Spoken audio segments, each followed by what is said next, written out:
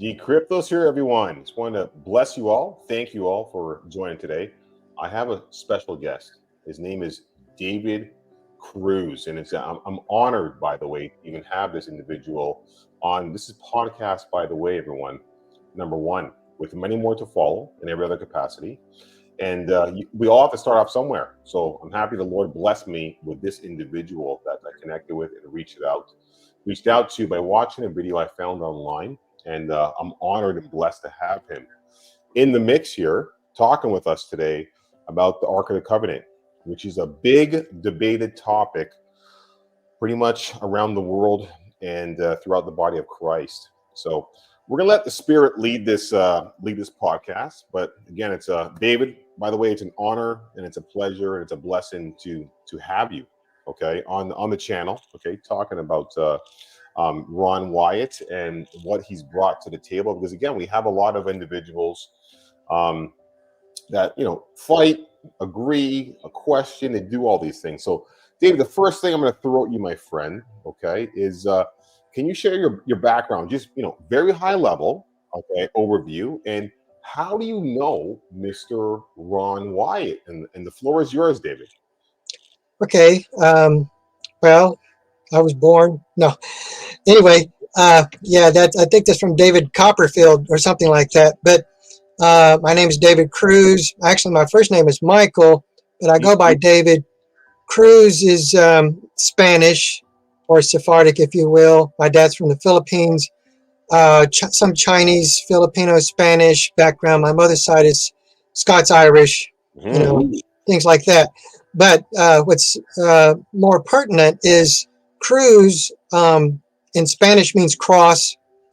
I thought it was the verb to cross, and then when I was in Greek class in college, this Mexican guy turned around and looked at me like he'd seen a ghost when they said Cruz, and I said, "Yeah, my name is Cruz." And then he explained after class it meant the cross. It's like, whoa, that makes sense.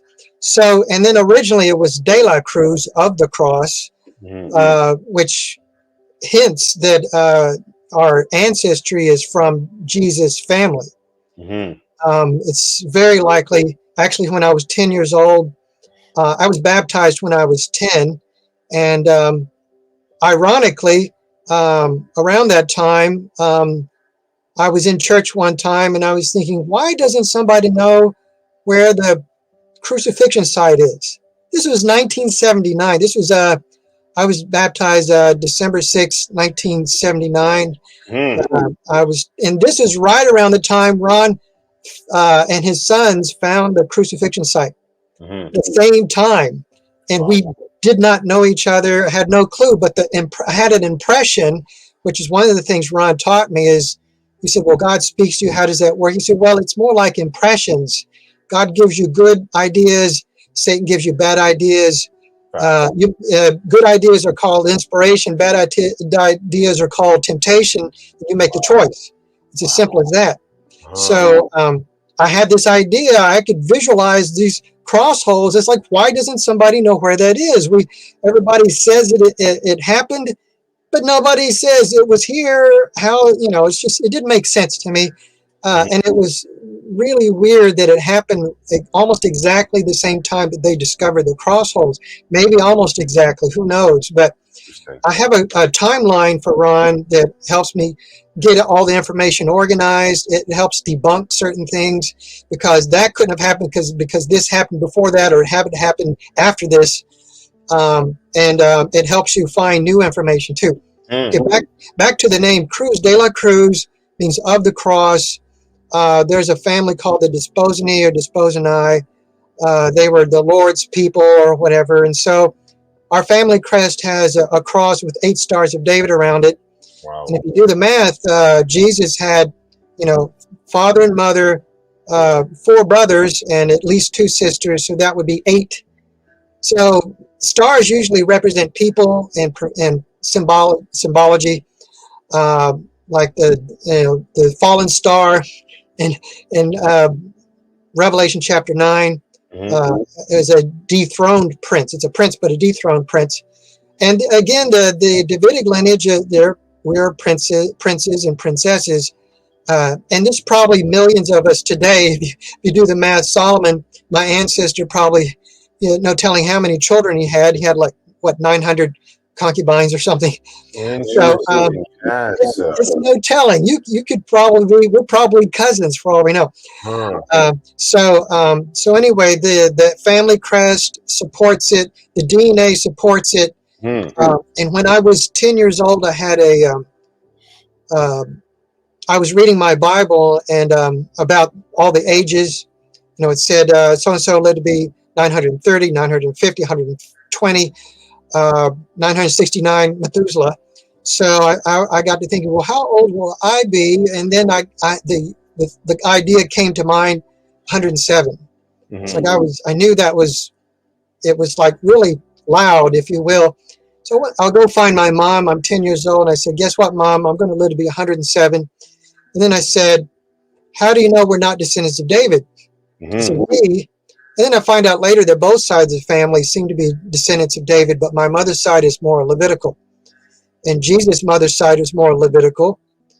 And this is how I kind of tie in with Ron Wyatt, because people say, well, only high priests, Levites can go before the Ark of the Covenant. Well, it just so happens Ron was a Levitical high priest lineage. Wow. I tested Ronnie's DNA. I actually own a sample of his DNA in a frozen database somewhere. I paid him, some money. He said, hey, let me take your DNA sample. I said, okay. So I had 2 eyewitnesses to that, and sample came back, and guess what? He matched 10 out of 12 markers from my mother's father's side, which we suspected we were related cousins because of other traditions in the family. So I found out later Mullins and Wyatt, they're high priest lineage, and Puckett and Pat. So basically any name that ends in a double T ending, according to my research, always turns out to be high priest Levites. That's so interesting. So Wyatt, Puckett, Pat, Bennett, triplet, things like that. Levine would be one. William, as in William the Conqueror, which was one of Ron's ancestors. He had his genealogy done professionally. He went back to through British royalty, which is actually Levitical lineage too, that ties in with the Davidic lineage on Jesus' mother's side, the Maccabeans. Mm-hmm. You got the Charles Martel, the hammer, which is what Maccabees means. Their family name was Hasmonean, but they were the Maccabees or Maccabeans. So that was Ron Wyatt's ancestry. And so he, by Mosaic law, he was permitted to go before the Ark of the Covenant. But even the high priest didn't get to see it because there was always this cloud of smoke. So even the high priest had no clue what it looked like. So anyway, that's my family lineage, is a Davidic lineage, and my name is David. And there's a prophecy about Prince David, Ben David.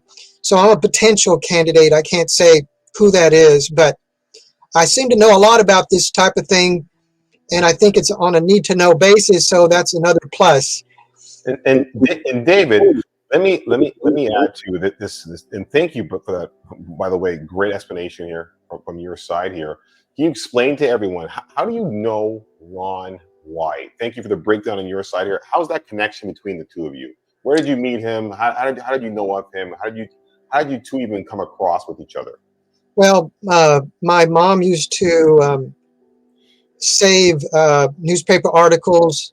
Mm-hmm. Like we just calculated earlier, I was around 14 years old, 40 years ago, approximately 39, 40 years ago. I was in high school, I think, and she would save these articles on Noah's Ark.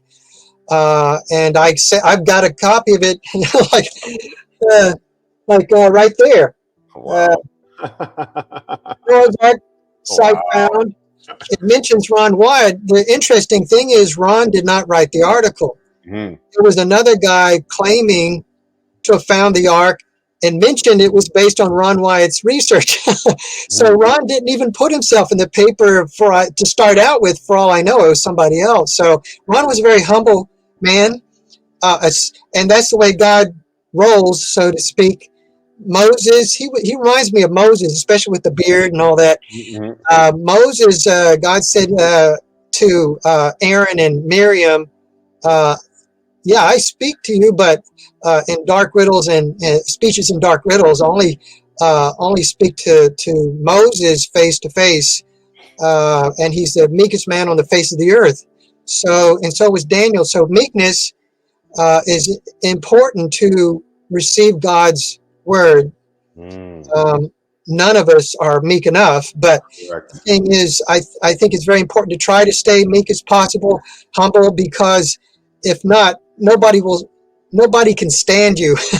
Mm, There would be too much pride because look what God told me, blah blah blah. So it's correct. important to be humble, and I think if you are, then God will share even more. Mm, okay, you're right. You're right, David. You're right, and well said, by the way, on your side there. And thank you for the connection there, right?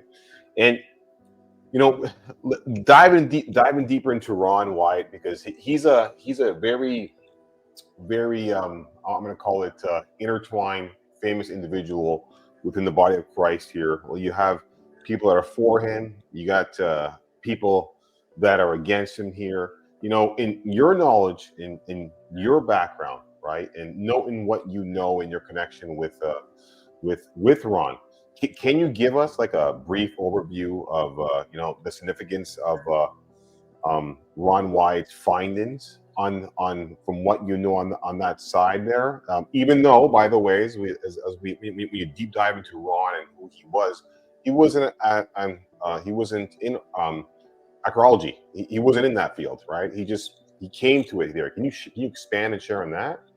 Yeah, Ron was. I knew Ron. I met him a couple of times back in 1998, and let me tell a brief story on that. I was talking to someone about Noah's Ark, Hmm. and they did some research on Ron. This is around 1998. I was just introduced to the internet at that point. Even though I was a computer science guy, uh, we didn't have networking until just after I graduated in '92 from Lipscomb. But I was told this person told me that Ron found the Ark of the Covenant. I said, no, he didn't. He found Noah's Ark. And then I found out that they were right. It's like, whoa, this, why haven't I heard of this? All these people claiming that Ron was blabbing about the Ark of the Covenant. I bet you they didn't even hear about it until the last few months or years ago.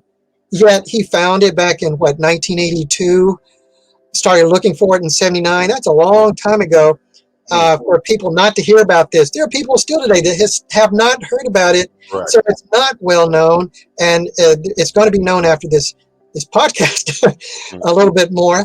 But I want to say that I met Ron a couple of times, and before he died about a year later. But I just had to meet this guy. I called him up. He was kind enough to talk to me on the phone. He answered questions that no one else had been able to answer before. I was very impressed. And then he was kind enough to meet me, which is not Wow. too safe of a thing to do, meet a total stranger. Yeah. And he went to meet me in public, which is a smart thing. And we talked about an hour or so. Hmm. And he actually had a supernatural experience during that meeting. Um, and it's like I asked him about the Ark of the Covenant, and that was my main interest at the time. And even after the meeting, I was about 98%. I wasn't completely sure because it Hmm. was not because it wasn't convincing, it's just because I had never heard of it before. That's Hmm. the main reason. It's tradition and what our experiences and lack of experiences and lack of uh, what we've heard. Um, if you've never heard of something before, it's actually a shock to that's just human nature. Correct. And people respond differently. Some people are more open-minded. I think the more intelligent people are open-minded, and I think it's important to listen. And I'm still trying to develop those skills because if you don't listen, then you only know what you think you already know. Yeah, we all So do it, David. We all trying to be better listeners, right? Just like the word said, right? It's hard sometimes for all of us, right? So that's why great feedback, by the way, on that. So I was going to Absolutely. say, so I was going to say about Ron before I forget is his background was um,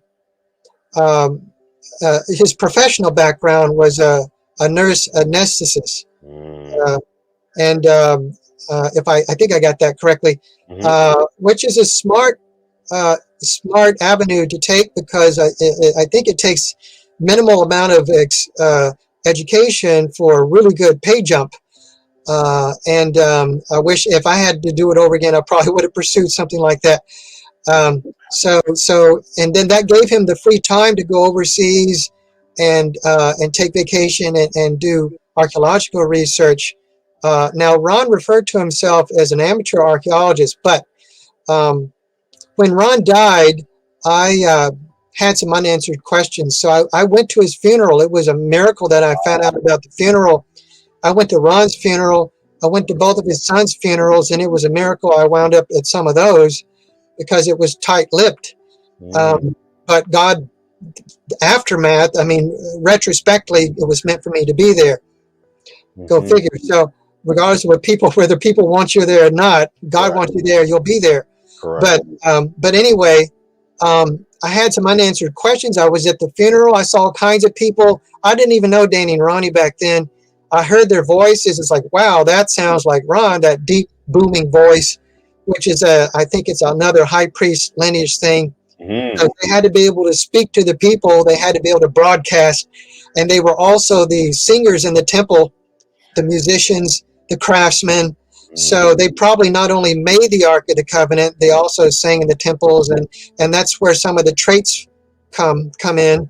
There are all these traits: multicolored eyes, uh, Interesting. flexible, double jointedness, Uh-huh. um, um, and the ability to douse. Even guardian angels is another thing that I found out using electrical frequencies. You can detect anything, including God and angels and demons and DNA. But that's aside. Maybe we'll get to that later. Right. But the thing is, Ron had all these traits, and so I'm pretty sure that and even Ron knew it.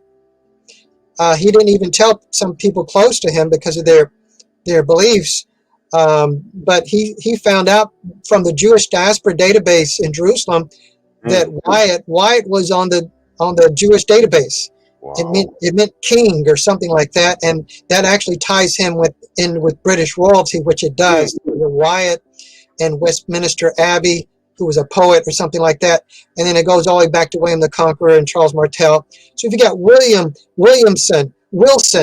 that all Mhm. means son of William the Conqueror, basically what it boils down to, and those are all high priest lineages. Wow.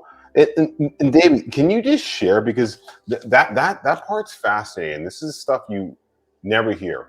Okay, when it comes to when you're in school and science and looking at obviously they have the graphs of we were apes and turned into humans Yeah, and all other nonsense, right? Which again I do not believe in any capacity. To each his own. Again, with full respect, right? Whoever's watching, by the way, to each his own in that retrospect, but when you're going about talking about lineage and the bloodline and connections, can you expand a bit more on that because it's so fascinating the way you're connecting all the dots, right? Talking about double jointedness and everything else here. Can you yeah. Well, expand more on that? I had a good friend of mine told me that there was a book in Jerusalem, which I still haven't found. That's a book of traits. It's supposed to give the traits of each of the 12 tribes, and Wow. I would be very interested in seeing that. But just looking at my own family and other people that have the same DNA and the same DNA frequencies, I've done both. I've done the scientific method. I've invented my own method, which is not considered by science yet, but it should be Mhm. because I can take a nuclear magnetic resonance frequency and use the same equipment, get the same result. And Ron used it to locate. I think he used it to locate one of the gold wheels in the Red Sea. He used a long range locator, and he taught several people how to use the equipment, and then they taught me. So, and I couldn't do it at first. I found out I can do it sometimes because the energy uh, changes direction, and it's Mhm. I won't be able to explain it adequately here, No but worries. I consider myself a half Levite. Ron was probably full Levite, and they're better at using the equipment. And I actually documented Ron's equipment, and I can use it. I'm using it for not only for archaeology. I can take Ron's photographs and verify everything. The Ark of the Covenant photograph, you can detect the gold. I can actually use the exact nuclear magnetic resonance for gold frequency and use it to detect the gold in the Ark of the Covenant photograph. And I know people are going to say, no, you can't do that, but I'm doing it. So, and I'm sure the government can do it. I'm sure the British government can do it. They just don't let you know it. But because then other people could do it, and they want to limit that access. It's a very powerful method. But anyway, where was I? So anyway, the gold is, you can detect the gold in the Ark of the Covenant photograph. You can if you run the photograph through de-blurring software, which I have done, guess what happens? Nothing. Really? Wow. In other words, if people say, well, that photograph is blurry, it's out of focus. No, it isn't. If you run it through, you do it yourself. You take an image of that and run it through de-blurring software. It doesn't do anything because it's not naturally blurred. It's supernaturally blurred. Wow. God blurred it. But because you can see the stone, there's a stone in the background or whatever, it's in focus. The picture's in focus. It's just supernaturally blurred. And also there's an orb.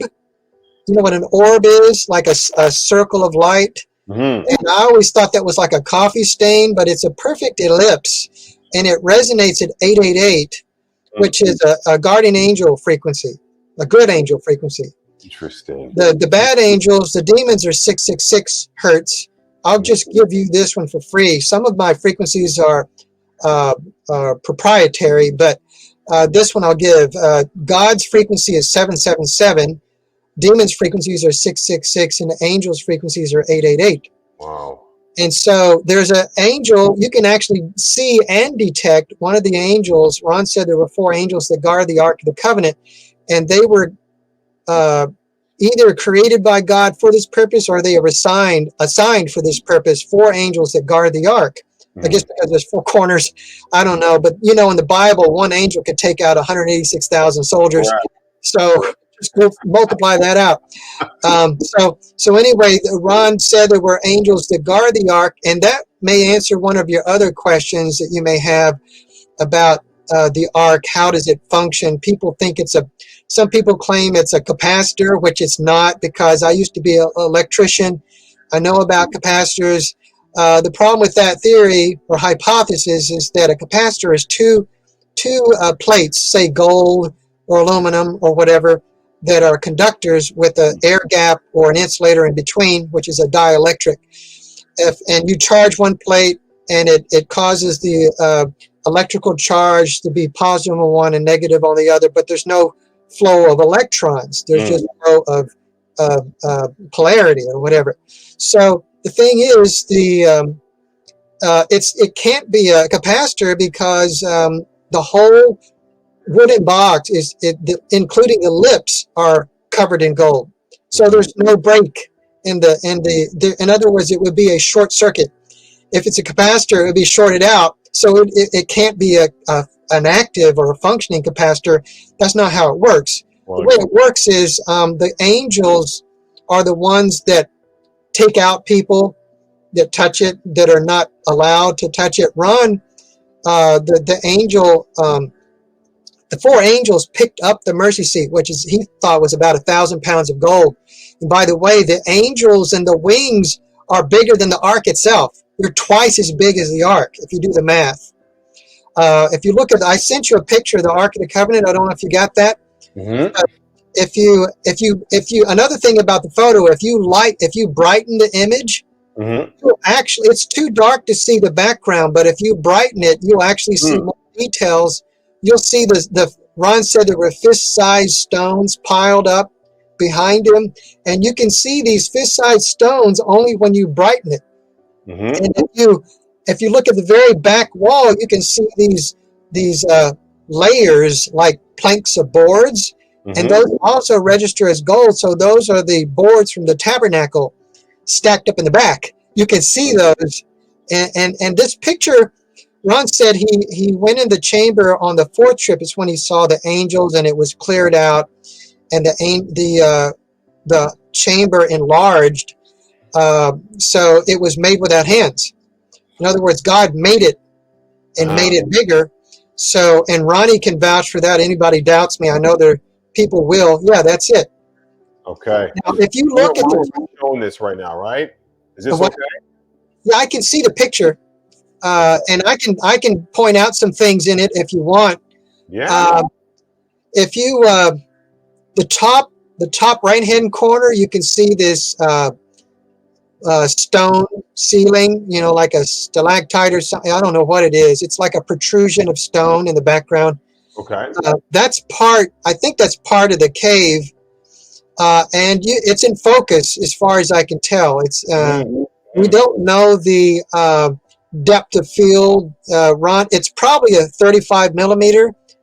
I've never checked it, but I've checked his the crosshole pictures. Okay. And those are the official picture is a Polaroid. But guess what? I'll be the first one to admit this on the internet, in video at least. Ronnie told me that his dad had that photograph specially made because he had a lot of critics that were or a lot of people, even in his own organization, that were pressuring him. He was under so much pressure to produce evidence, but he was not allowed to, by the host government, as they say, the people in charge of the digs. He was not allowed to give out conclusive evidence. Okay. But somehow this got released and remained a low profile. So back then when Ron released this, there was virtually no internet. Nobody knew about. There was no YouTube. There was no internet. So go ahead. Yeah. So there was no internet in any capacity back in the days, right? So it would have been either in certain local newspapers, or you would hear it through word of mouth, and in that capacity on that end, right? So, and thank you, David, again, for all the extremely detailed explanations, right? Because this picture was never in the newspaper. Okay, for all the critics out there, this was never in the newspaper. It was only in a small newsletter that they printed out, and from 1993, I think, somewhere in there. And so if you look up at the top left-hand corner, there's this elliptical orb. It's like a dark spot with a bright circle around it. It's elliptical. That resonates at 888 frequency. That's the same frequency as an angel. Wow. So as far as ghost hunters, which I think they're mainly chasing demons, there are some exceptions, but very, very few. But if you look at this, the ghost hunters would say, and actually I met the ghost hunters. The Ghost Hunters TV show. I met those guys, and Steve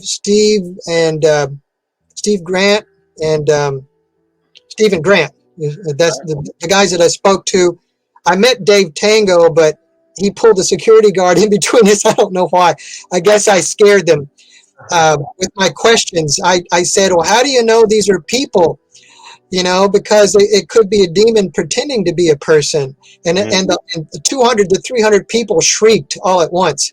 Wow. But anyway, the thing is, the ghost hunters, they always make note of these orbs in their videos. And the thing to consider is most of these orbs are outside the normal human visible spectrum, the visible light. And with modern technology, a lot of these night vision cameras are starting to pick up entities, demons and all kinds of apparitions and things. Some of them are fake, but you can test the frequencies and see what they are and if they're real. And so what happens is the camera is. You have a certain amount of filtration. that filters some infrared, some ultraviolet, but it lets some of that in, near infrared, near ultraviolet. And those have different refraction angles than normal light. So, so they are, the CCDs, the chip part of the camera can pick up these frequencies that are invisible to the human eye. And to prove this, go take your remote control from your TV and push the button and look at the end of it. You don't see anything, but if you record it, use your phone to look at it, you'll see it light up. Mm-hmm. Your phone is picking up the infrared that's invisible to your eye, and so are these orbs that people are seeing now on these night cameras with less light to interfere from the daytime. At nighttime, it tends to pick these things up. Interesting. So that's what we see in the Ark of the Covenant photograph. We actually see one of the four angels there that guard the Ark, which backs Ron's story, and you can see all the gold. You can actually see the blood of Christ on the mercy seat. If you look in the middle center, and just off to the left, that's one of the cherubim's heads. You can see maybe a hat and a face and a beard and a neck and then a collar, and the wings come off of that. Mm-hmm. And then right below that, you see the dark splotch there that's kind of like a mirror image, like symmetrical. Okay. Right there where you got your pointer, that's the edge of the mercy seat, or the bottom, that's the center line of the cherubim in the background. Okay. And just below that is the mercy seat. Now, if you go down from the dark splotch, right there, where you got it, right there, that circle is, that pool is the blood of Christ right there in that area. And it resonates at a living blood frequency of all things. It's not dead blood. It only people that are living have this frequency. Interesting. Everything verifies what Ron said. Can you expand the living blood for people that don't understand what the living blood is? And okay. You can even marry this in with, because this is something, by the way, when I first came to the body of Christ, I didn't even know, right? And of course I didn't know, because I didn't understand what animal sacrifice was, or why does the occult sacrifice animals? Why did God have his people sacrifice animals to him? Can you expand and jump into that beautiful component there with the living blood you just talked about there? I'll try. This is a very deep theological issue. I can only tell you what I know, the scientific side, and then we can approach the theological side also. Thank you. To back up a little bit, Ron taught several people how to use his equipment. Mm-hmm. And I took it a step further. Well, actually, the person that taught me was one of the guys that Ron taught. They used to treasure hunt together. Wow. In Tennessee. They went all over the place and tried to find things. And Ron wasn't interested in money for selfish reasons. He was needing money to do excavations. It costs money. You go to any one of these digs in Israel, how much money does it cost? It probably costs hundreds of thousands of dollars. Nobody talks about that. None of these critics say, well, he was just after money. Yeah, but he really wanted to document, dig these things up. He had the authorization. And actually, Ronnie told me on the phone one time, Ron's son, he said, Dad actually had, let's see if I can remember how he said it. Dad said, Dad actually had a honorary doctor's degree. He had a degree in archaeology in order to dig. He had the permits to dig, and in order to be able to have a permit, you had to have a degree in archaeology, which it was an honorary degree. It was given to him. I don't know all the rules. I don't claim to know all the rules and regulations. Mm-hmm. This is just what was told to me. Mm-hmm. He worked with Dan Bahat, which was one person. Another guy, I think, I forgot his name, Brandstetter, I think. He was about 90 years old when I talked to this guy on the phone. He said he saw about 1984, somewhere in there. He saw Dan Bahat, he saw him sign the permit for Ron to dig. Mm. Now, we don't have to have a copy of it per se. We have an eyewitness, and Ron was an eyewitness, and Brenstetter was an eyewitness. We have at least two eyewitnesses. That's Ron. Yeah. Two eyewitnesses that said that the permits existed and that they were signed. Okay. Wow. The Bible says two or more eyewitnesses. Yes. So, Exactly. and Jesus said it was the Father and Himself. Mhm. So we can do it this way. Mhm. So anyway, that's Ron at either Sodom or Gomorrah. He found the ashen remains there. And so anyway, let me back up a little bit. Oh, we have, I think that was like some kind of warning or something. No worries here. I want to be respectful of your time, David, of course, right? But we're hammering along here. By the way, we've touched on other questions that we wanted to touch on that are throughout the encompassing questions that we've talked about pre podcast, and make sure we're running through all the same paradigms that we're on. So keep on going. It's not a problem at all. Okay, so we were talking about the blood of Christ. Yeah, the blood of Christ, and why. So there are the animals sacrifices that were done continuously in the Old Testament, and then we have why do they do this? Like what was the point? And then we have the picture we just reviewed was the Ark of the Covenant and our Christ, our Lord's blood, and why that's so important. Okay, well, I definitely I got to get to that, but one other point before that, because I bring it. I think it's important to explain. Ron's the friend that taught me how to use this equipment to detect. His group of treasure hunters, they were interested in finding missing people, like Natalie Holloway, who was actually my fifth cousin once removed. I keep trying to tell people that nobody wants to listen, but I'm getting a living blood frequency on Natalie Holloway. I could be wrong, but I think she was sold into slavery, and everybody claims she's dead. And the sad part is they gave up looking for her because they believe this guy's lies, that he killed her. But he constantly lies. He's a pathological liar. But anyway, that's Vandersloot, or whatever his name was, is a pathological liar. But back to the point. My friend showed me how they discovered that when they extracted blood, human blood, that it had a specific frequency when it was living, and exactly 7 minutes after extraction, it changed to a dead blood frequency. They did this over and over and over again. The other guy he was working with was a military doctor. He kept extracting his own blood, and it would, after it said 7 minutes, they would lose the frequency, and they were trying to narrow it down. They had to start over again, and they finally narrowed it down to a frequency. But I had problems with it because it also worked for negatively ionized steel or something like that. There's iron in the blood.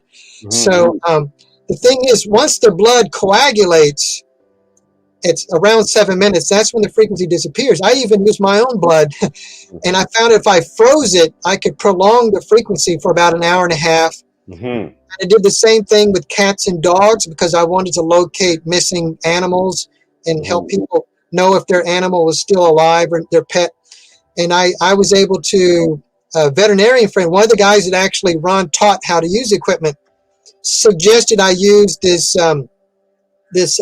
vial that had some kind of preservative in it.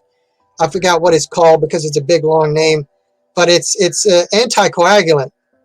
And I put my blood in that, and it never lost the frequency several weeks or months later. And the same thing with the blood of Christ. When I analyzed the blood of Christ in the Ark of Covenant photograph, guess what? It had this same frequency, the same anticoagulant frequency. And Embedded, already in there, right? Well, no. What happens is I found out that this is produced by the body in a couple of, at least 2 or 3 places. One of those places is crucial. It was the lungs. In other words, if every time you take a breath, your blood would clot because of the exposure to the oxygen. So it has to produce an anticoagulant to keep your blood from clotting and suffocating every time you took a breath. So the blood of Christ is, Ron said that the Roman soldier stuck him the God. Let me back up a little bit. God put the human heart to the left side of the body, and Jesus was facing. We know from the crucifixion site, the cliff face was behind him, which was to the north, and the temple was south of him. He could see the temple. Maybe he could see the temple. I've never been there, so I wouldn't know. But so the east side of Jesus was the heart was put. God put the heart to the east side, or rather, God put the heart to the left side of the human body. I don't know if it happens with animals or not, but it's unique. I think God put it there to supplement the crucifixion of all things. God put the heart to the west, or rather the left side of the body, and that happened to be the east side, and the blood was supposed to be applied to the east side of the mercy seat, and the crack was to the east side of the mercy seat. I know there's some people that are going to disagree with that, but as far as I can tell, that's how everything lines up. So when, and even in the picture, the wings are spread on the one side, and you can see the blood. You might be able to determine which side it's on, but actually the blood went all over the place. It probably went east, west. It hit the stone box. It hit the priestly garments. It hit everything it was supposed to hit. And the high priest was supposed to put the blood on his right earlobe and on his right toe and sprinkle it to the east side of the mercy seat, because that was on his right side facing the ark. But the thing is, so in the book of Hebrews, it says that and I think you quoted that the other day, or I read that somewhere, that the blood of bulls and goats could not take away sin. But you have to look in the Greek sometimes. I haven't looked at this in a while, but the whole point is the animal blood did forgive sins, but once a year. Okay, and then they had to, the sins would be forgiven, and then the sins would accumulate until the next year, and they would have to make another offering once a year. Okay, if it didn't do anything, why bother offering it in the first place? But the difference is the animals did not resurrect, and the blood had to be living blood. The priest, if he applied it within 7 minutes, it was still living. A living sacrifice once for all. That's what Jesus was. And it says that he entered in by his blood into the sanctuary. Essentially, he put it all together, the sanctuary made without hands. The Ark of the Covenant chamber is the sanctuary on earth. It represents God's throne. It represents paradise. The Garden of Eden, the Gihon, which is mentioned 5 times in the Bible. If you look at the Hebrew word, it's mentioned only 5 times. 1 time is in the Garden of Eden. The other 4 times is in Jerusalem. My ancestor Solomon, if he didn't exist, I wouldn't exist. So the thing is, Solomon went down to Gihon to be anointed. He went down below Jerusalem to the Gihon spring. Now, the Gihon spring today is not the same because it doesn't have healing powers. The Gihon is the river of life that feeds the tree of life. That's on either side of the river that Ezekiel could not cross. If you look in Ezekiel, I think it's 48 or something, and Revelation 22, maybe somewhere there, it talks about the tree of life and the fruit and the leaves that heal the nations. And when I met Ron that first time, he said that the tree of life was so the woman came to Jesus at the well and said, Jesus said, I have water so that you'll never thirst again. He was talking about the Gihon, essentially. And he was also talking spiritually. But the thing is, at the end of time, when time ends at the 6,000 years, in my opinion, God took 6 days to create. He could have done it instantaneously. People say, how could he have done it so quickly? I say, what took him so long? He spread it out over 6 days so for a reason to symbolize all of creation. 6 days represent 6,000 years, a day for 1,000 years, 2 Peter 3:8. Mm-hmm. The context of 2 Peter chapter 3, it talks about creation, second coming, and judgment. And right in the middle of that, it says a day is 1,000 years, and 1,000 years is 1 day. So prophetically speaking, 6 days of creation represents 6,000 years. This is also mentioned in the Epistle of Barnabas, which said this is what Peter meant, that the 6 days represented 6,000 years. That's where that came from.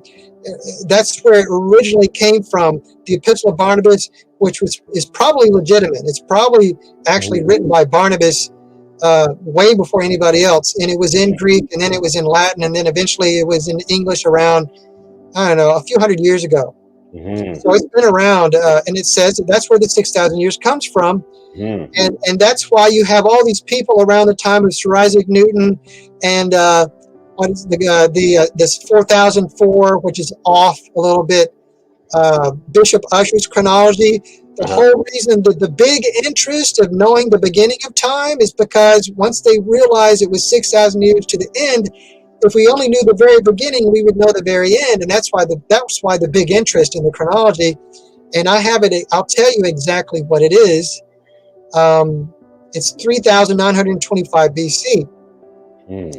I had to make an adjustment of 11 years after I found the Ezekiel tablets, which is the original copy of Ezekiel, taken from Ezekiel's tomb in Iraq. 69 of those tablets are in the Yad Ben Zvi Institute in Jerusalem today. There's 2 of those probably in Lebanon. The final 2 that I'm interested in, which talk about the Ark of the Covenant, 2 hiding places for the Ark of the Covenant. There's actually 4 hiding places for the Ark of the Covenant historically, and I think that hits on some of your questions that you may have. Historically, if you want to know about it historically, you've got 2nd Maccabees chapter 2, the Chronicles of Jeremiel. I don't remember what book or chapter that is, but you can look it up, or I can give it later. What is interesting, and then the Ezekiel tablet mentions the copper scroll, which mentions the Ark of the Covenant, and the copper scroll mentions the silver scroll, which I don't think has been found yet. But the Ezekiel tablet mentions the copper scroll. It mentions 5 men who hid all these things, the treasures, temple treasures, including the Ark, and some of them are minor prophets. And if you look at the copper scroll, they had a detective analyze the handwriting. They found out that it was 5 distinct handwritings. 5 different people were taking turns writing the copper scroll, and one of them was nervous, and that's the official diagnosis of it. That matches the 5 men that hid the Ark of the Covenant and the temple treasures. But the thing is, the Ezekiel tablet mentions Mount Carmel and essentially Mount Moriah, because it says the Gihon will push it out when they find David ben David, which I'm a potential candidate. Again, I don't know who it is, but I have the right lineage, I have the right name, and I kind of know when this is going to happen. So I have there's a pretty good support there so far. But anyway, so the thing is, interesting in the Bible, it says that the ark was put in the temple twice, never removed. It never talks about the ark being removed, but it was put in the time of Solomon, in Solomon's temple, and then it was put in the temple in the time of Josiah. So I think it was removed. I can't remember if Manasseh was before that, but they took it out for some reason, and then they put it back in. When they found the law, the book that was missing. And what's interesting is, Ron, when he found the Ark of the Covenant, behind the Ark there's a little section like where you can store things. And he said he found 4 of the 5 books of Moses, the scrolls, the leathers, the original books of Moses, the original Bible, Genesis. I don't know if Genesis was there. Genesis through Deuteronomy. Ron said one of the 5 books was missing. And he said, well, how do you know? How did he know that? Because could he read Hebrew? one of my friends, Dr. Cloud, is a Hebrew Greek scholar. He said all you had to know is the first word. The first word of each book tells you the name of the book. Yep, correct. So and then Exodus is actually the Septuagint, the Greek version, but Genesis, I think that's also Greek, but Bereshit bara Elohim, so Bereshit would be, I think, the name that you would see a bait, and you could just see the name. You would know which book it was by looking at the first word, first letter. So Ron actually found the original 4 of the 5 books of Moses. People say, well, men wrote this and blah, blah, blah. No, Moses wrote it as dictated to him by God directly. And for that matter, inside the Ark of the Covenant, when Ron found it, it had the 10 Commandments in there. And Wow. people say, well, how could Ron touch the Ark? Well, first of all, he was high priest. Secondly, the angels lifted the mercy seat for him. He wouldn't have been strong enough to open it. And so they picked it up, and the angel told him to get out the 10 Commandments. He had permission to do it. The guy that touched the Ark of the Covenant was killed. He did not have permission to touch it. That's the difference. So the angels dictate who dies, who doesn't. It's not a capacitor. But Ron found the 10 Commandments. They were written in Hebrew, and I'll give you an extra. Ronnie's told me that it was bilingual. It was written in 2 languages. Wow. This is probably the first time this has ever been told. There's a lot of firsts on this video. Yeah. So he told me that it was written in Hebrew and Arabic. Okay. A big surprise to me. But if you think about it, all right. That's common. Bilingual. You got the Rosetta Stone. It was written in 3 languages. Bilingual and Herod's monument that marks the tomb of David. Ron found that the cave of the column, not the cave of the column, the cave, the banana cave, where the traditional skull face is. In my opinion, that's not a skull face at all. It's just like a rock with some holes in it that's falling apart as we speak. 2,000 years ago, it probably looked nothing like it does today, to be honest. But it's Gordon's Calvary, right around the corner from that. Let me back up a little bit in the Garden Tomb area where Ron found the Roman cutouts. They're shaped like brows. Okay. And that's, in my opinion, is the real place of the skull, because to me it looks like a skull. And these are icons. That means the Romans would cut them, shape them like a brow, meaning look here, look at the sign. And Ron found 3 of those. And in the Greek, in the Bible, it says epitousteru, which is I think it's a genitive case. It's not accusative, it's not dative. I think it's genitive case, epitousteru, which means they put the signs. They didn't put the sign upon the cross. That's what the King James, I think, says. But there's a better, more specifically, the prepositions in Greek, because I had a year and a half of Greek. Prepositions in Greek indicate direction. So if the signs were put on the cross, it should have been an accusative case. Like when Moses put the veil on his face, and I think in the book of Hebrews or something, it's in accusative. The preposition's in accusative, but here it's in genitive case, which means it's pointing towards. It's nearby. That's really what it could be, over or near or the vicinity of.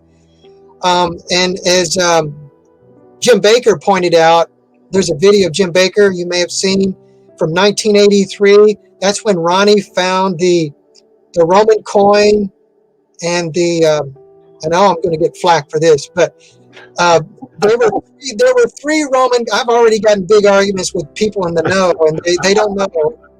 That's the problem, is they don't know. It's wrong to say God bless their hearts. But the thing is, there were three Roman coins found. One found in the mountain when when they broke open the mountain, the triangular piece of rock fell out. There was a coin in there. And then they found a coin in the tunnel system stamped into the wall, another Tiberius coin, which dates it to the time of Christ, which means they had access to the chamber in the time of Christ, and that agrees with the 7 Roman oil lamps that were found, and we'll maybe get into that later. One of the oil lamps had a Greek 33 on the bottom of it. I translated it. I've never read that. It's a Greek 33. It's a 30 and a 3. That's 33 in Greek. And that's the same age Jesus was on the mountain of transfiguration, which I think ties together, and the crucifixion. But we'll get into that later. And then the third coin that was found was the Roman coin that Jim Baker bought. Jim Baker bought it. Marianelle has 2 of the Roman coins. Jim Baker had the third one. And it was in his desk when he was put in jail, and it was locked away, and he lost it. He bought it from Ron for $10,000. Of course, Ron needed the money to do the excavation, to drill through solid rock. He went through like 10 feet of solid rock. I've drilled through solid rock. It's super hard. It's one of the hardest jobs you can do, jackhammers and rock drills. It's very exhausting. Nobody in their right mind would pick that as a way to make money. Only if you had to. So anyway, so the Roman coin was found, according to Jim Baker's video, it was 1983. He holds up the Roman coin, so it's documented. And I have pictures of screenshots of that. And he said this coin was just found. So it was in 1983, but Ron found the Ark of the Covenant in 1982. And so the Roman coin dates this. It was what Ronnie called the portable cross hole. We all refer to it as a portable cross hole. And so I need to describe the cross holes at this point. Okay, this is a big deal. A lot of confusion. People go by the drawing, of the 3 cross holes in a straight line. That is not true. That is not correct. That's an assumption. There were 4 cross holes total. And just before Danny died not too long ago, and I went to his house, and I forgot to tell you that after Ron died, I found out that Danny was in the phone book. He lived 3 streets down from me. Wow. I looked him up, called him up, started asking him a bunch of questions, and he said, I can't answer all those. You need to speak to Ronnie. I spoke to Ronnie. He was in Rivergate, which was about 10, 15 minutes away. And then he moved to Hendersonville, where I live. And it turns out he moved 3 houses down from me. So Danny wound up, Ronnie was 3 houses down. Danny was 3 streets over. And now today, Ronald Eldon Wyatt III lives there too. So he's interested. Ronnie III is interested in continuing his father's and grandfather's work. Good guy. Yeah. And David, expand for because we're focused on Ron Wyatt, what he's done, right? And then we had a glamorous feedback about Jim Baker here. Can you expand for individuals that don't know who Jim Baker is, who that individual is to them? Oh well, he's still on the TV, I think. He supported Ron's digs. He went there in 1983, and I just so happened to met another guy that he was there with, Dr. David Allen Lewis, professor, or he had a degree, and I forgot what his degree was in, but he knew Bible. He went there with Jim Baker, and he helped every time Ron dug up pottery. You wanted to know about how Ron excavated and how he did archaeology. He did it like anybody else should have. He started out with the Bible, and then he went to secondary sources like Josephus, And I got one written down here, so I wouldn't forget it. I thought I had it written down. Apparently not. But anyway, Manetho, I think, and the guy that talks about the pyramids. It's the guy that's eluding me right now. But anyway, he did all his research, and then he went out to dig. And what people don't know is Ron told Danny and Ronnie. We'll get back to Jim Baker in just a minute. Ron told Danny and Ronnie, go over there and look and see what you can find. Because Ron was out there, he had gotten sunburnt, looking for cherry parts in the Red Sea. They were waiting to go back home and heal up, and they were walking. After a few days, he felt good enough to walk around. He was walking. I think it was Dan Bahad. I'm not sure. He was walking with some official in the Department of Antiquities, and his left hand shot out, and he pointed this garbage dump, and he said, "That's Jeremiah's grotto, and in there's the Ark of the Covenant," without meaning to say that. And Ron was not raised to believe that God worked through you like that, and neither was I. But I can't. Okay. I've had experiences since then that I know better. So, but I'm not crazy. I ask people, "Do you think I'm crazy?" And I've had people. Michelle Wyatt, his daughter. I said one time, I asked, "Do you think I'm crazy?" She said, "No," but I don't know what she thinks now. But when I asked her back then, she said no. So I try to prove. The Bible says, "Prove all things." Correct. God is not shy of evidence. He has provided more than sufficient evidence. Mm-hmm. It's up to the opinions and choices of people. But getting back to, we were going to go to Jim Baker. I was trying to talk about Ron told Danny and Ronnie, he had pointed this garbage dump, and they said, "That's great. We'll do your laundry." And Ron started, cleaning the that was his excuse to dig. One story. There's so many stories that let me clean out the garden tomb for you. He said, "Okay."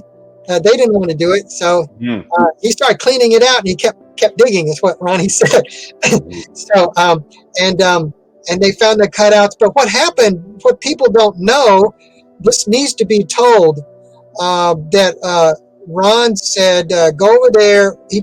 Over there, he was referring to where he had pointed, and see what you can find. And Danny and Ronnie was the first one to find a plug stone. Ronnie found the plug stones, and they picked it up, and there was a hole under it in the bedrock. And he showed it to Danny, and then they showed it to Ron. So actually, it was Ronnie Jr. that found the cross hole, the 3 cross holes. And the main cross hole was about 4 feet higher than the other cross holes. The other 2, that's where the discrepancy comes from, is that people think 3, when Ron referred to 1 above and cross holes below, plural. He never said how many below directly, as far as I know. There was a video of him in Zedekiah's cave. He said there was a cross hole, and then 4 feet below were 2. There were other more cross holes, plural. But Danny, just before he died, Danny said, I asked him point blank.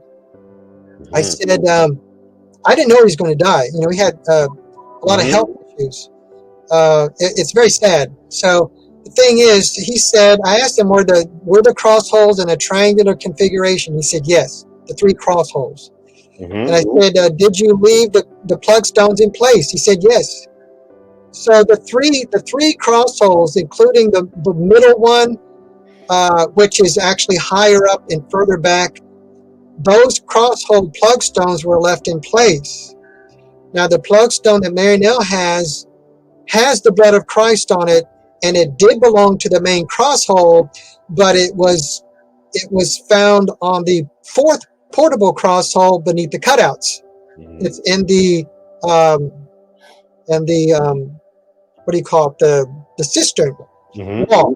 I actually talked to the guy that pulled it out. I said, where did you find this? And he said it was in the middle of the wall when they were going through the wall. They put a strap on it and hoisted it out of there. Ronnie said it was a bobcat, but he wasn't there. He was told the same thing I was told, that it was a strap, and he assumed it was a bobcat. but it wasn't a backhoe. It was actually a like a come along or something. It was a lever system, a towing system. So they cranked it out of there with that. It was on a strap. Actually, had pictures and video of the portable crosshole being removed, and it has the blood of Christ, and it has the Roman coins, copper oxide detectable on it, and it has the Holy Spirit frequency there, and it has a guardian angel frequency there too, because I found out another trait of Levites is they have guardian angels, and Jesus was Levitical on his mother's side, so he was high priest, and I'm not going to go into too much detail because of the Antichrist stuff coming up in the near future. I'm just going to be kind of silent on that. I'm with you. Yeah. I'll just tell you 8 more years is what I've calculated. 2031 is the 1290 days, and that's about all I'm going to say on that. So because it's going to get dangerous. I'll just say this much. Jesus said, if they say that I'm here, I'm there, don't believe it. Which means there's going to come somebody along that people will believe is Christ, who is not. That has not happened yet. Now, there's all these people that believe that Jesus is going to come back and set up another kingdom. The Bible really doesn't say that. It says that my kingdom is not of this world. So, and it will remain so until the end of time.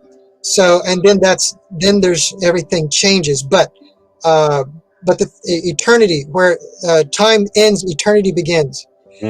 So the thing is, if Christ comes and the Antichrist has not come, that means that he is actually Antichrist. He's the fake Christ, because Antichrist comes first. They asked Jesus, what's the sign of the end?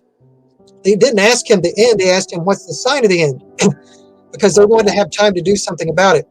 Well said. What's the trumpet call? What's the warning so we can get ready, get ourselves in order? And he said the abomination of desolation, and Daniel mentioned in Daniel.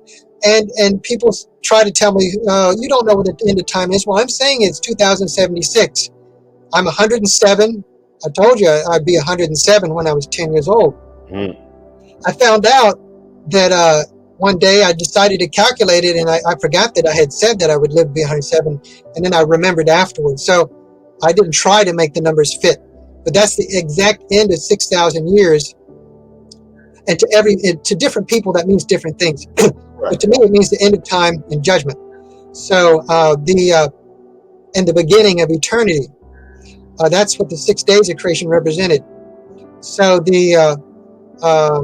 so anyway, the key word there is the word, and no one will know the day or the hour. That's what people quote to me, but they're misquoting the Bible, because it actually doesn't say that. If you look at the Greek, if you look at the English, it should say no one has known the day or the hour. The thing is, in the English, or in the Greek, it's present perfect tense. It's not future tense. No one will know is future. No one has known. In other words, not up until this time, no one has known. And then Jesus tells them. So it's known after he tells them, and it's because the Father, it says only the Father knows. Well, the Father just told them, and then he tells us. So, blah, blah, blah, all this about it. No one will know, or the day or the hour. The thing is, no one has known. But if you look at the Greek, there's more than one word to know. There's the to perceive with the mind. There's to perceive with the eyes. This word, I think it's balo, I forget which word it is, but it means no one has perceived with the eyes yet. It's what it really means, the day or the hour. Interesting. And so Daniel tells us in writing, Daniel told them, like 500 years earlier, 490 or 483, the 69 weeks is 483 days until the coming of Christ, which was the baptism of Christ. That was when that was to fulfill all righteousness, meaning Daniel chapter 9. the fulfilled prophecy. So it wasn't the birth of Christ, it wasn't the crucifixion, it was the baptism of Christ when John said, "Here comes the Lamb of God," and God said from heaven, "This is my beloved Son." So that was the moment in time when that prophecy was fulfilled, the 69th week, the 483 days. And for any of the Jews out there, the decree to rebuild and restore Jerusalem historically is 457 BC. I think it's 4 years off, but the thing, because there's a missing Olympiad somewhere. But actually Alexander the Great's 19 years off, and that was thrown off by the crucifixion, which threw off the birth of Christ and the crucifixion and the 2,300 years of mournings, which we're not probably not going to get into because there's more controversy there. But anyway, so the decree to rebuild and restore Jerusalem, 457 BC, 483 years later, the day is equal to a year always, Ezekiel 4:6. Okay, so every time you see a day in prophecy, it equals a year prophetically, always. All these people say, well, 1,000 years. Well, no, it's not. Whatever 1,000 years is, it's not 1,000 years, because you've got symbolic language left and right and center, and then the blood of the Lamb means it's the literal blood of Christ, which Ron found. It says that they defeated the lamb, the dragon, defeated the dragon. This is Revelation, I think, 12 or 13.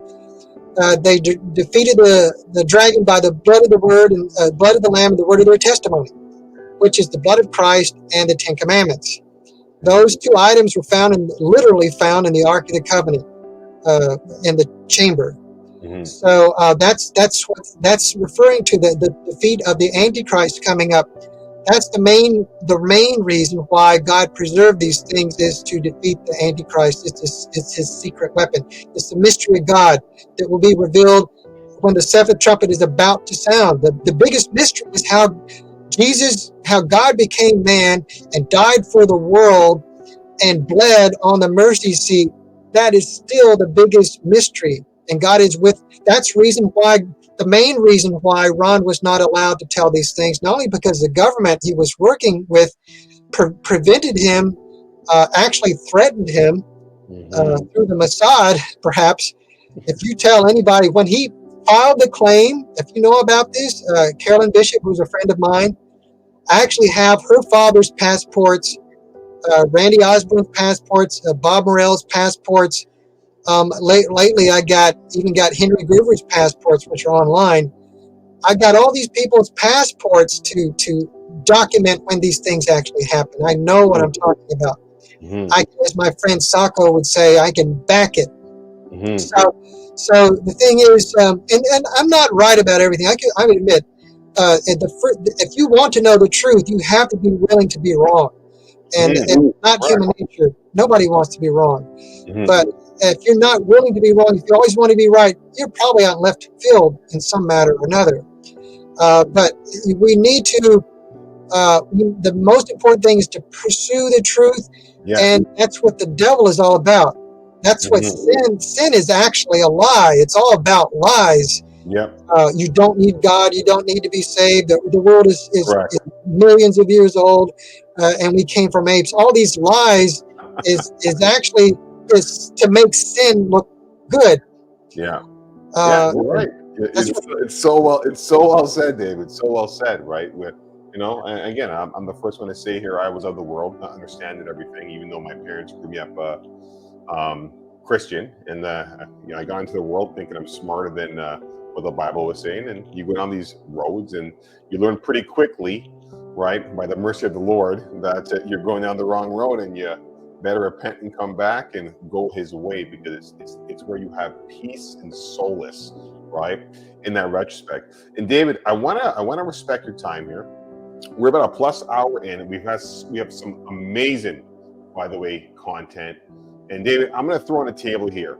Okay, I'm going to go to the last point in the meeting here with a wrap up question here, because you're going to have individuals that are still plugged into the matrix, I call it, and believe everything that a school taught them, which was me, by the way, back in the days. Okay, so because again, We don't ask the questions. Well, who taught the school? Where that information come from? Who's the society? Who's the authority?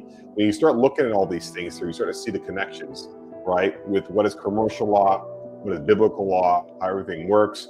Even the money supply system, David, by the way, when we look into it, God made it, but they've bastardized that now, and that's why you have these 450, 40-year mortgages, right? So we followed the Bible, everything would work in absolute harmony, right? So what's your feedback to people that are gonna watch this video, okay, make their silly comments and say Ron Wyatt never found anything, Ron Wyatt never found the ark, Ron Wyatt is just a nobody, and everything you're saying David is pafoofy.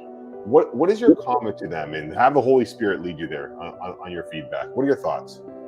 Well, the first thought that came to mind was something I meant to say at some point, that to the critics, these are believers. You have believer critics and then non-believer critics. Yes. Fortunately, we should not. The believers, I don't know what their problem is, so I'm not even going to try. I have some very smart friends that are brilliance, intelligence has nothing to do with it, apparently. One of my friends has an IQ of 156. Mine's like 148 or more, but actually I didn't miss any questions, so who knows what it is, but I don't put much stock in IQ because it assumes that the person that made the test is smarter than people that are testing. And how are you going to know that? You don't. It's impossible.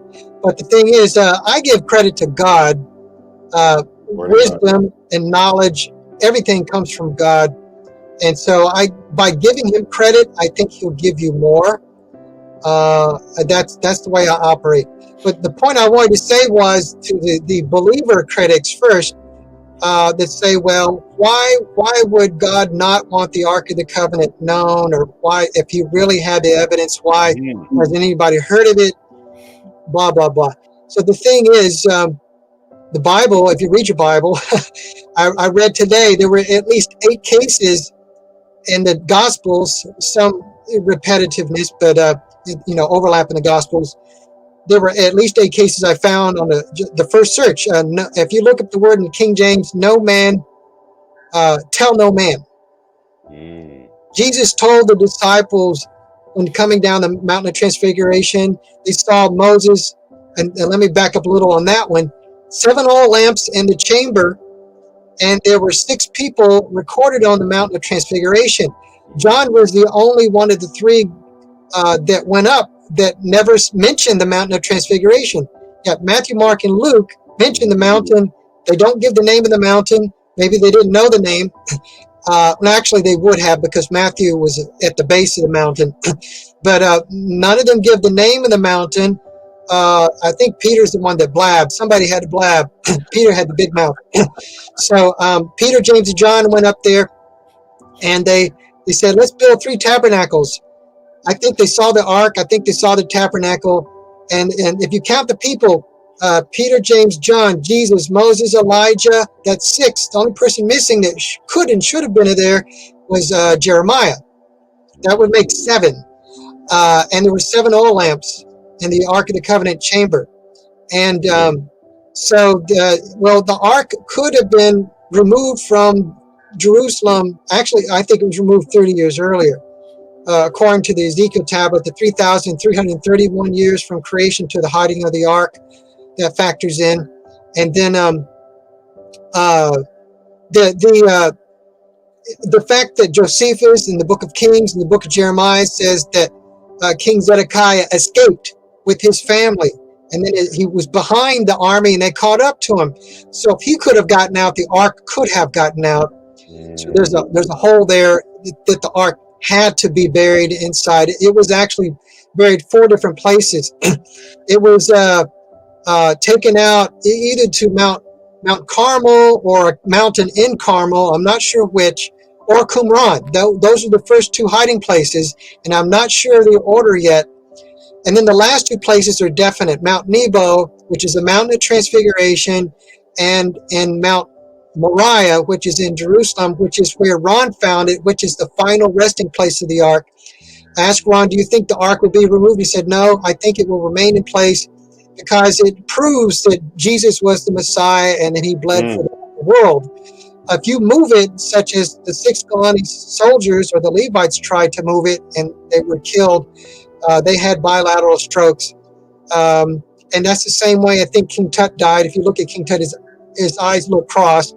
And he was the Pharaoh's son that died during the 10th plague of Egypt.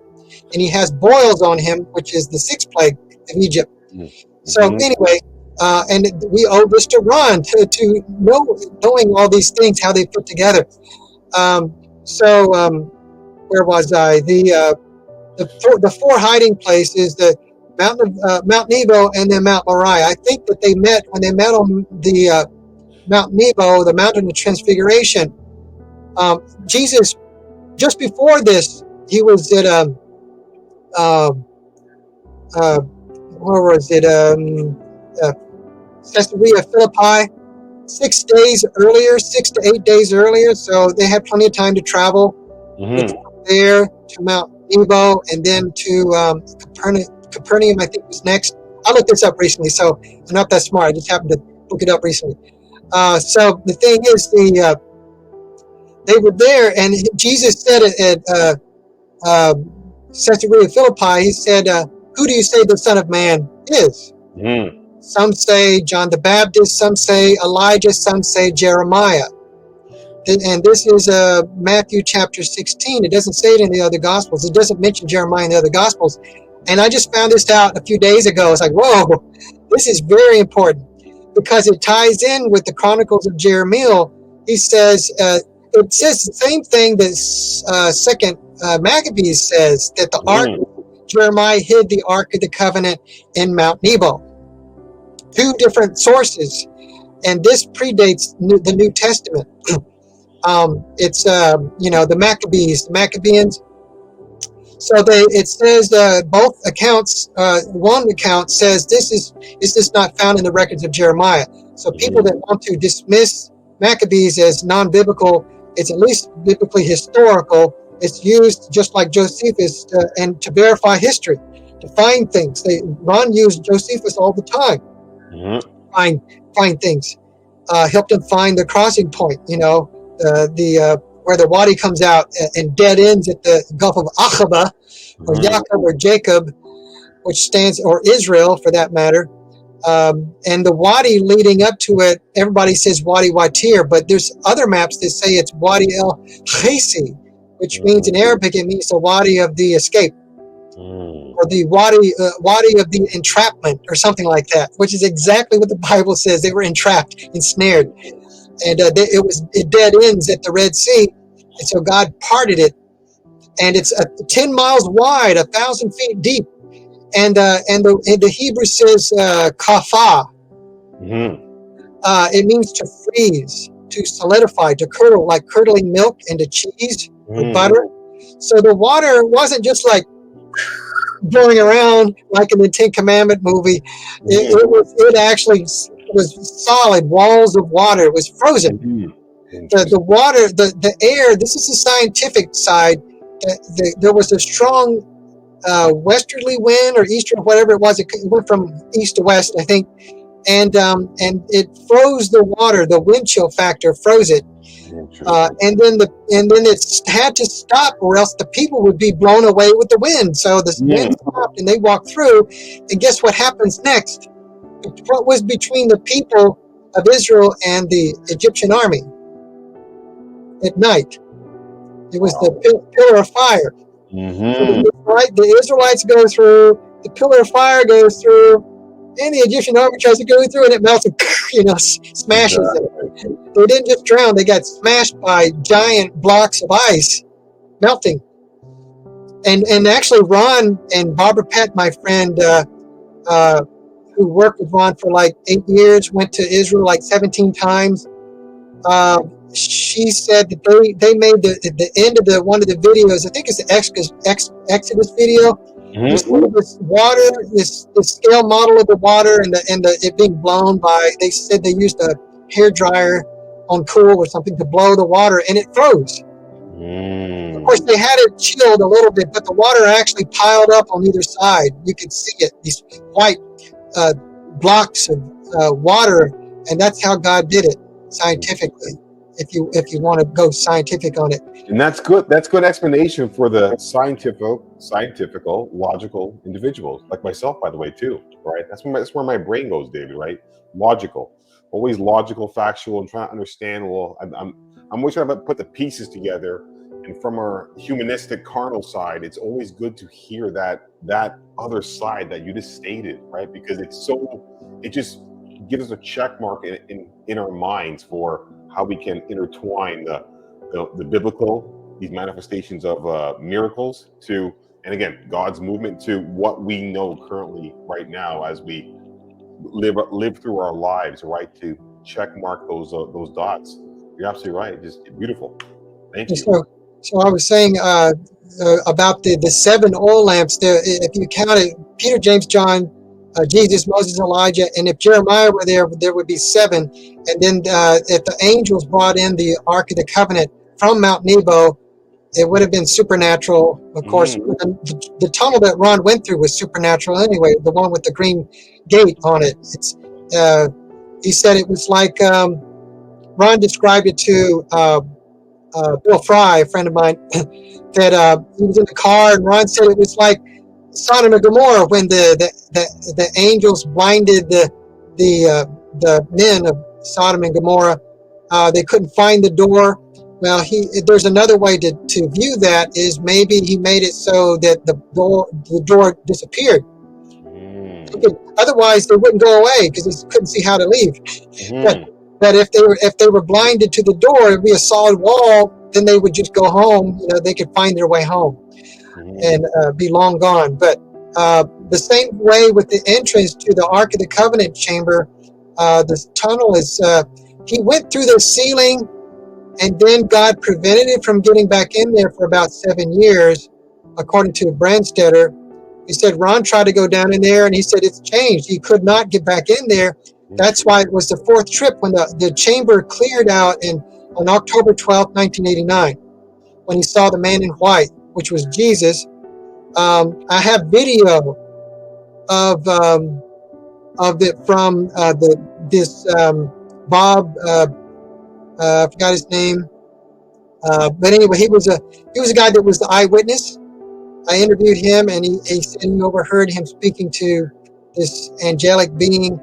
God bless you in what you're doing here. I'm on my way from South Africa to the New Jerusalem. And I sent this fellow 2 audio clips, one from a guy quoting this from Great Britain. The other guy was from South Africa. And I said, which, is it British 1 or British 2? He said it was British 2. So this was a blind test. And he said the guy had a South African accent. And, some people can't distinguish between South African and Australian and New Zealand and British. So it turned out, he said, I'm on my way from South Africa to the New Jerusalem. And he said it with a South African accent. And Ron thought it was British. Or maybe this guy thought it was British. Bob Holt, Dr. Bob Holt, Robert Holt was the guy's name. He actually lent me his diary. He had the exact dates. He said, I drank a bottle of water at noon, all these details. And then they were on their lunch break when this guy showed up. And Ron was fixing the fan, and Randy Osborne was digging. And he was there behind the bushes, and overheard the conversation when Ron saw this man in white that just went. He said, I'm on my way to the New Jerusalem, which is paradise. And Old Jerusalem, New Jerusalem, tabernacle, temple, it's all means the same thing, represented the same thing. And so anyway, that was that occasion. I forgot where I was going. So going back to the seven men, I think that the ark was actually in Mount Nebo up until that point, and then they moved it in. The reason is because the oil lamps are Roman period, and the coin stamped in the tunnel is Roman period. And we don't know when it got there. All we know, it was there before Jesus bled on it. And so I think it was put there just beforehand. And if you look in the Ezekiel tablet, it says that the ark would be revealed when the zealous sons of Israel, talking, I think is referring to the disciples. Mhm. And it talks about redemption or something like that. So it's talking about the crucifixion. And same thing with the Chronicles of Jeremiah. He says, when I and Elijah appear, the ark will be made known and it will be returned, or it will be brought to the sanctuary or something like that, which is the ark chamber. So I think all these references, historical references, support the fact that the ark was moved in at that point in time. Otherwise, it makes no sense why you would have 7 oil lamps. The angels, it was too heavy for them to move. So angels would have picked it up and moved it for them, and they accompanied it. And then why do you think Jesus said, don't tell anybody about this until after my resurrection? Peter was told to keep silent twice. The Mountain of Transfiguration and the 7 peals of thunder. Do not write, So I think both of these times it's referring to the Ark of the Covenant and its discovery and its the information spreading. God has put a lid on this thing, and that's the whole point I wanted to make, was that no man tell no man. Jesus told them when he healed somebody, he said, don't tell anybody I'm the Christ, I'm the Messiah. When Peter said, you are the Christ, he said, don't tell anybody. Isn't that contradictory? You say, well, if Ron really found the Ark of the Covenant, why wouldn't God want everybody to know? Well, he didn't want Jesus to be known as the Messiah yet, because it would mess up the plan, the timing. Well said. Timing to it. Well said. It's 8 more years. Well said. Well said, David. Well said. Wow, it blows me away. Well said. Thank you for that. Thank you for that wonderful summary. Okay, David, we pretty much touched on all items here. I'm looking at through the questions that we wanted to touch on, and thank you again for going back and forth in every retrospect on your side, touch on all the points shared that we were looking at prior. David, before we end this, okay, for everyone out there, is there anything that's the Holy Spirit's bringing on your heart to add to this final bit of the podcast here at all? Well, something. The way Ron operated was, he said that there were 600 Protestant denominations out there. There's hundreds and hundreds of divisions of the church, which should not exist. And Ron's goal was to present evidences to strengthen people's faith in the Bible. And I think it's up to the individual how they interpret the Bible, because chances are, and he said himself, 600 Protestant denominations out there, the chances of that, and when people started laughing, he said the chances of that last one are pretty slim, referring to himself. I think so. I've been wrong at various times, and I'm sure I'm still wrong about things at the rate we're going. The probability to be honest with yourself, we should be on the alert to try to correct things. Just like when you sin, you should try to correct it. When you find out that you're wrong about something, you should try to correct it. We should strive for knowing the truth. And the thing about experts, for example, Ron, you said, well, what did this expert say, or how many experts thought about this, or whatever. One expert was that I forgot to mention was Dr. William Shea, who worked with Ron on Noah's Ark. I don't know how much he worked on the Ark of the Covenant. I know he did a little bit about that, but he mainly worked on Noah's Ark. And I worked with Dr. Shea. I mean, I worked with most of the people that Ron worked with. I've followed up on everything. Wow. Nothing, no doubt. I mean, everything checks out.